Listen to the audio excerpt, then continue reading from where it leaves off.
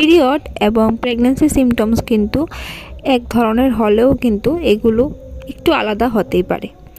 পিরিয়ডের আগে মূলত প্রিমেনস্ট্রুয়াল সিনড্রোম হয়ে থাকে, যেটা দেখলে অনেক সময় আমরা বুঝতে পারি যে আমাদের পিরিয়ডটা চলে আসবে।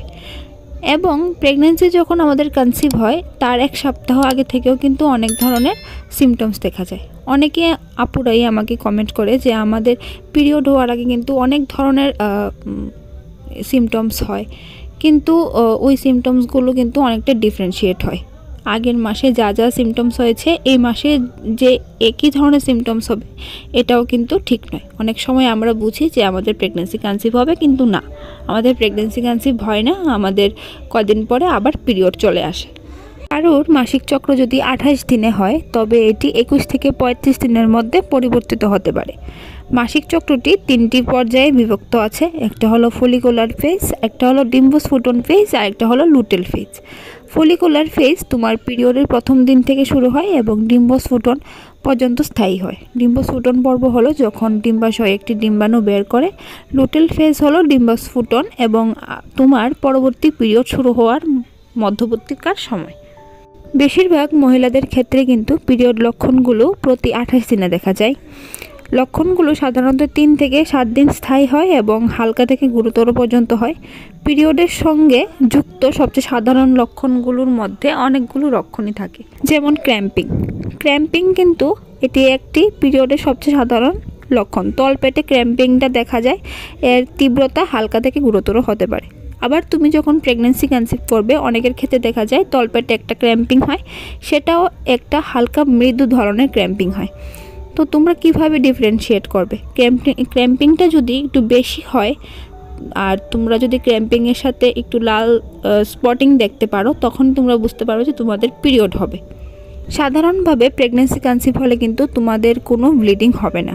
অনেক সময় ইমপ্লান্টেশনের কারণে এটা এক সপ্তাহ, পিরিয়ড হওয়ার এক সপ্তাহ আগে এক ধরনের ব্লিডিং হয়, সেটা একদম হালকা হতে পারে, এটাকে তোমরা ইমপ্লান্টেশন ব্লিডিং বলতে পারো। কিন্তু গুরুতর সেরকম ব্লিডিং হবে না, একদমই লাল মতো যে ব্লিডিংটা হয় পিরিয়ডের সময় সেটা হবে না। ক্লান্তিটাও কিন্তু পিরিয়ডের সময় এটা একটা কমন সিমটমস। পিরিয়ডের হওয়ার আগে কিন্তু অনেক সময় আমাদের শরীরটা কিন্তু অনেক সময় ঝিময় বা ক্লান্তি চলে আসে, তেমনি কিন্তু আমাদের শরীরে যখন প্রেগন্যান্সি কনসিভ হয় তখনও কিন্তু ক্লান্তি আসে, কারণ এসিজি হরমোনের তীব্রতাটা যখন বাড়তে থাকে তখন কিন্তু আমাদের শরীরে ক্লান্তিটাও চলে আসে। এটা ছিল কিছু কমন লক্ষণ যেগুলো দেখলে তোমরা বুঝতে পারবে যে তোমাদের পিরিয়ড হতে পারে। এগুলো পিরিয়ড হওয়ার আগে কিছু লক্ষণ। আর তোমাদের যখন প্রেগন্যান্সি কনসিভ হবে প্রথমে কিন্তু একটা কমন যে সিমটম সেটা হলো মিসড পিরিয়ড, মানে পিরিয়ড মিস হয়ে যাবে। পিরিয়ডটা মিস হলে তোমরা কিন্তু 7 দিন পর টেস্ট করে দেখতে পারো যে তোমাদের প্রেগন্যান্সিটা কনসিভ হয়েছে কিনা। অনেক সময় কি হয়, প্রেগন্যান্সি কনসিভ হয় ঠিক আছে, কিন্তু অনেক দিন পরে এটা যখন ইমপ্লান্টেশনটা যদি ঠিকঠাক না হয় অনেক সময় অনেকেদের পিরিয়ড কিন্তু চলে আসে। সেই ক্ষেত্রে তোমরা তোমাদের ডাক্তারের সাথে অবশ্যই যোগাযোগ করতে পারো।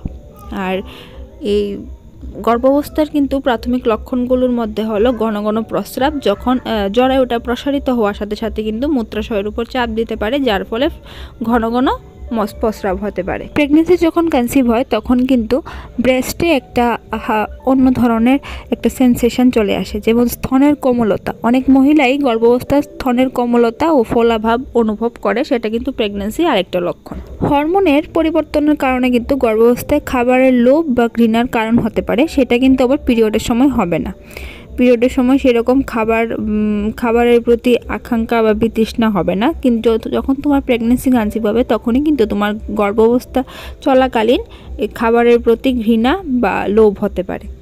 তো বন্ধুরা, আজকের মতো আমি এখানে আমার ভিডিওটা শেষ করছি। কেমন লাগলো অবশ্যই নিচে কমেন্ট করে জানিও। ভিডিওটি ভালো লাগলে লাইক করে দিও। আবারও দেখা হচ্ছে নতুন একটা ভিডিও নিয়ে। ততক্ষণ তোমরা সবাই ভালো থাকো, সুস্থ থাকো। Till then take care, bye bye, thanks for watching.